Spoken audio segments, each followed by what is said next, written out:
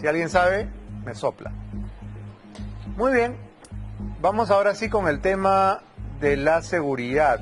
Mientras llega el general, vamos a empezar escuchando esas declaraciones del premier Otárola, que ha hablado de lo que pasa en el Perú y lo que pasa en El Salvador. Le preguntaron si él aplicaría en materia de seguridad ciudadana los métodos de Bukele. Somos bastante distintos, ¿no? Y El Salvador es un país más o menos del tamaño de ¿qué será, pues? De Ica. Sí, país chico, ¿no? Claro, más o menos. Todos los países centroamericanos son bastante no se puede hacer comparaciones, pero escuchemos al premier. Sin embargo, sí, ¿se podría evaluar una aplicación en algunos métodos como lo está haciendo El Salvador? Se podría, ciertamente se podría. ¿Cuál es, efectivamente. Les voy a dar uno de ellos, ya que no sé si es el caso de El Salvador. Hemos decidido nosotros enfrentar de manera decidida la migración ilegal internacional, ¿no?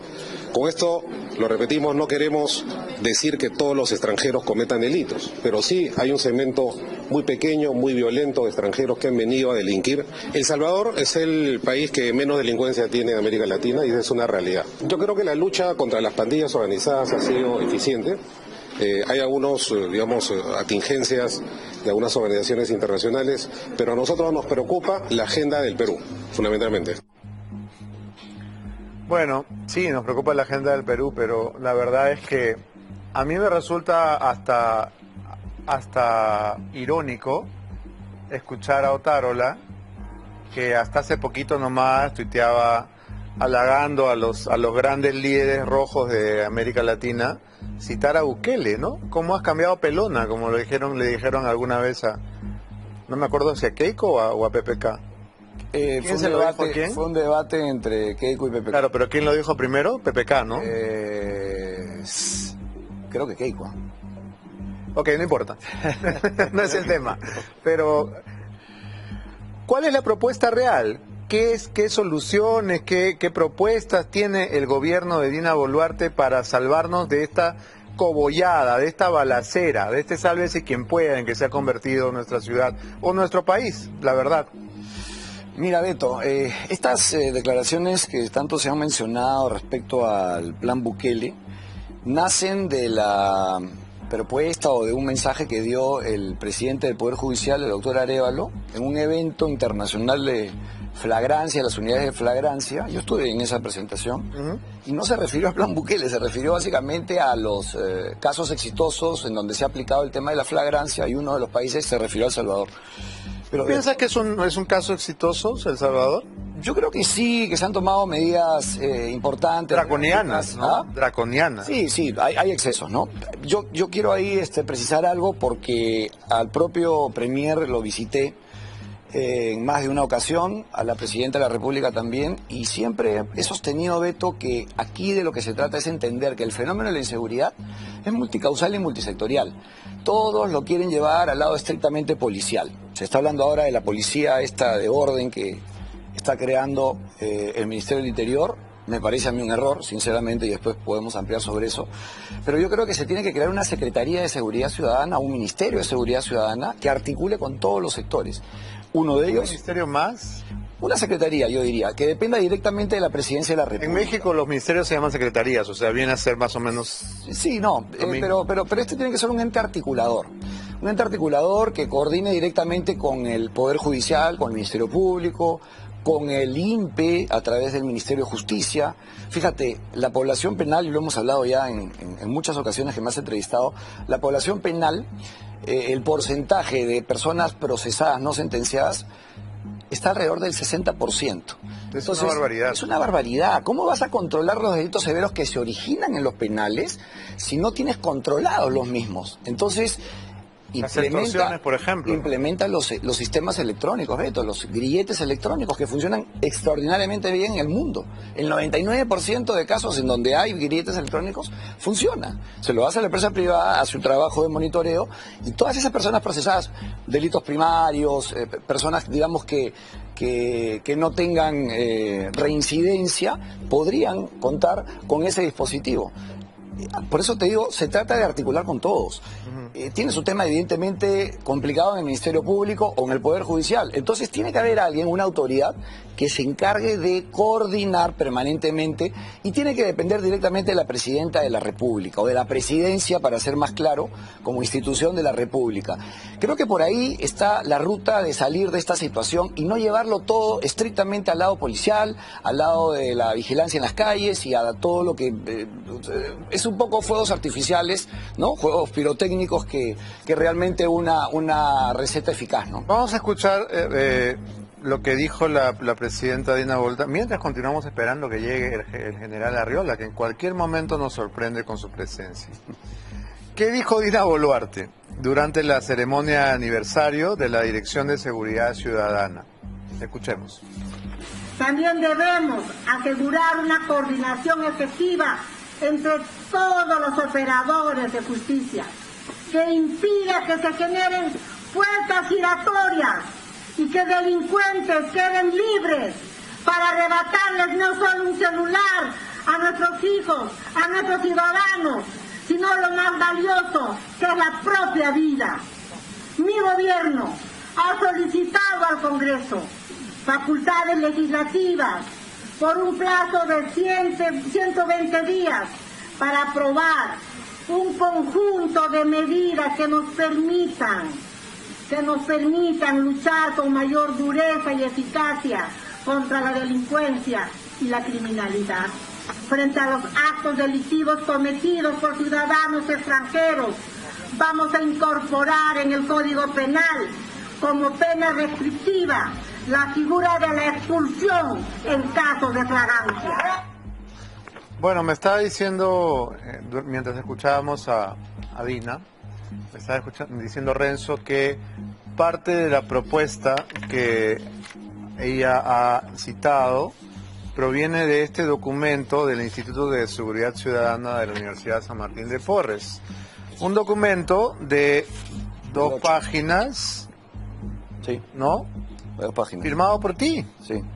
O sea que ella está recitando lo que tú le has dicho en este documento. No estrictamente, pero sí, evidentemente, parte del mensaje entiendo yo que tiene mucha similitud con la propuesta que le hice. Propuesta de seguridad ciudadana, creación de autoridad nacional que asuma las funciones de entidad asesora de la Presidencia de la República, solicitar al Congreso de la República la delegación de facultades, reforma policial, facultades al INPE para determinar uso de grilletes electrónicos, y que la Presidencia de la República asuma el liderazgo en la lucha contra la inseguridad. Bueno, eso sería lindo, ¿no? Pero no se ve todavía en el horizonte. Sí, a ver, yo creo que la presidenta vuelve al error que todos cometen en el sentido de llevar el tema al tema policial. Cuando se le hizo la propuesta, después me respondieron muy amablemente, por supuesto, de la Secretaría General de Palacio de Gobierno, derivando el tema al Ministerio del Interior. Y esto no es un tema solo del Ministerio del Interior. Si tú lees las propuestas, tienen que ver con distintos sectores. Entonces, vamos a seguir en lo mismo si es que siempre lo tratamos de enfocar por ese lado. Ella dijo ahora algo interesante, ¿no? Que tiene que haber articulación entre las autoridades. La única manera que haya articulación es que la Presidenta de la República asume el liderazgo o que cree una secretaría o una entidad que dependa directamente de ella, ¿no? Del gobierno central. No hay otra manera, Beto. Vamos a escuchar a quien fue el primero que en la ciudad de Lima planteó replicar el método Bukele para luchar contra la delincuencia en el Perú. ¿Quién lo dijo? El doctor Javier Arévalo, presidente del Poder Judicial durante el Congreso Internacional de Flagrancia, como bien lo recordaba Renzo hace instantes. Adelante. Hay países que están teniendo éxito en la lucha contra la criminalidad. Un ejemplo de ellos es El Salvador. Entonces, ¿por qué no podemos tomar algo de sus experiencias para ver cómo las adaptamos a la experiencia peruana? Además, quiero agradecer a los señores expositores extranjeros porque ellos nos van a traer experiencias nuevas, experiencias que debemos recoger, si es posible, y en todo caso, si no es posible recogerlas, al menos adecuarlas. Bueno, lo hice con una serenidad, ¿no? Una cadencia que casi parece que estuviera proponiéndonos una cena navideña, ¿no?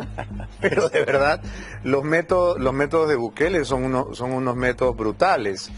No estoy diciendo que haya que tratarlos con guantes de seda, pero somos países muy distintos. Y él lo que ha combatido no es la delincuencia, ha combatido una organización mucho más compleja que se llama la Mara Salvatrucha. Maras, exactamente. No es ni el Tren de Aragua, ni tampoco los escaperos que arranchan celulares. Es una organización mucho más aterradora. Como que tampoco tenemos la misma realidad que está viviendo hoy el Ecuador, ¿no? Que el narcotráfico está realmente generando estragos, y nosotros aquí lo que tenemos es un tema delincuencial, de delincuencia, digamos, en la vía pública, y sobre todo de delitos menores, de delitos que tienen que ver con el robo de celulares y que se ha descontrolado, ¿no? Evidentemente se ha descontrolado.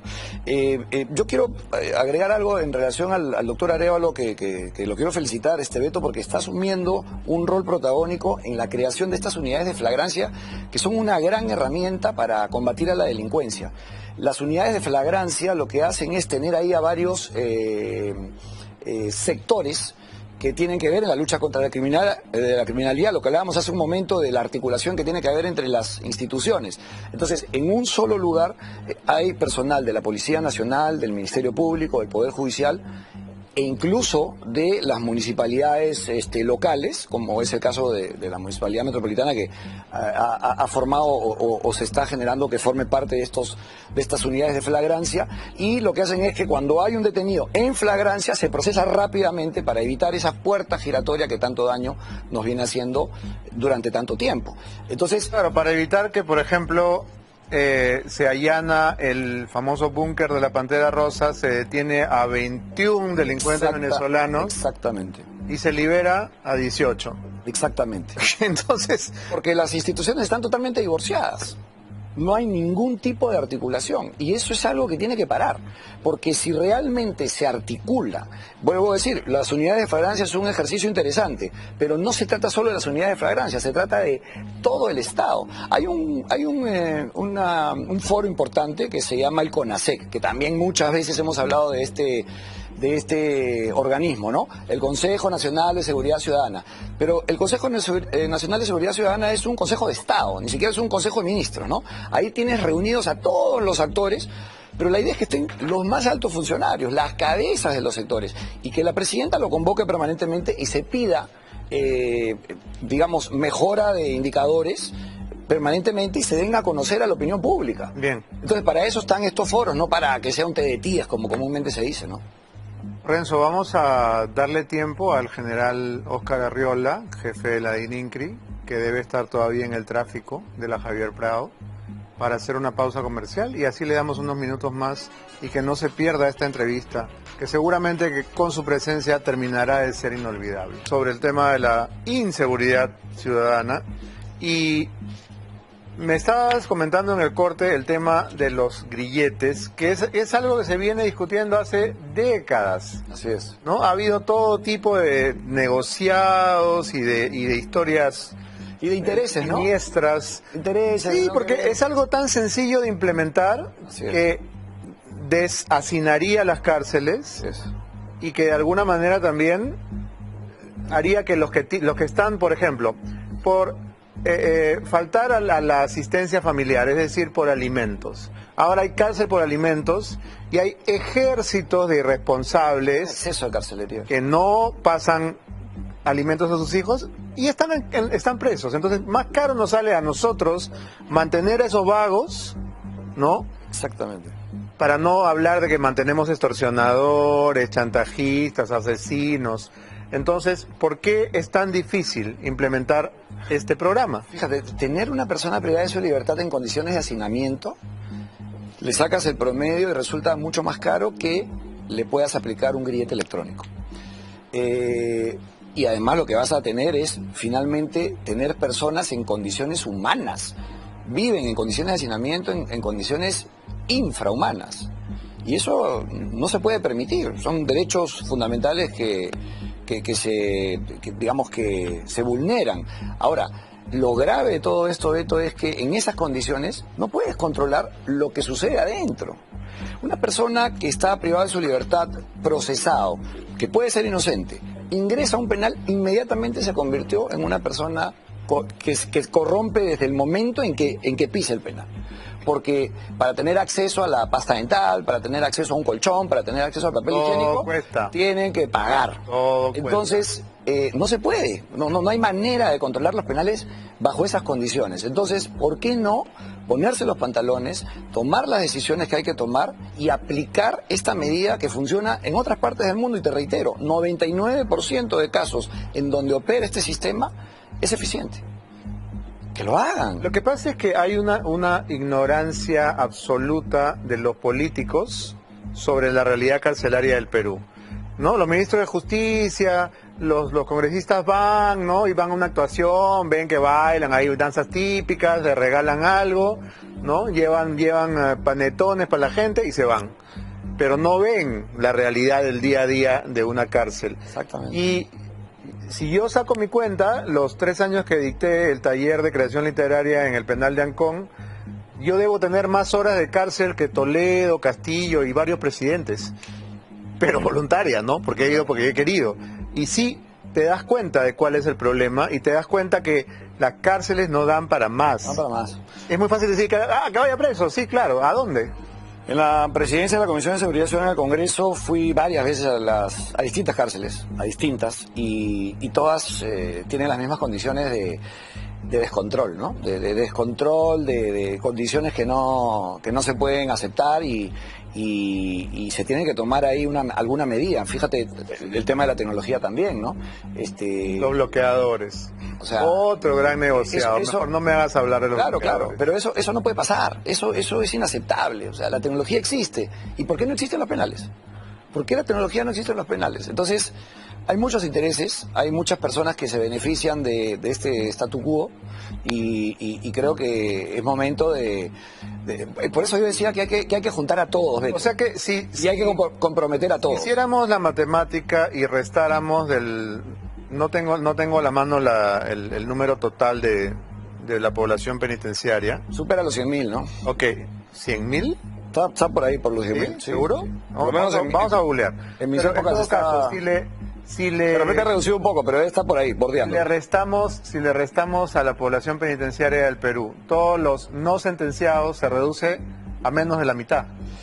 Sí, si le restamos todos los que tienen delitos menores que podrían ser controlados con un grillete electrónico y que se vayan a comer a su casa y no pagados por nosotros.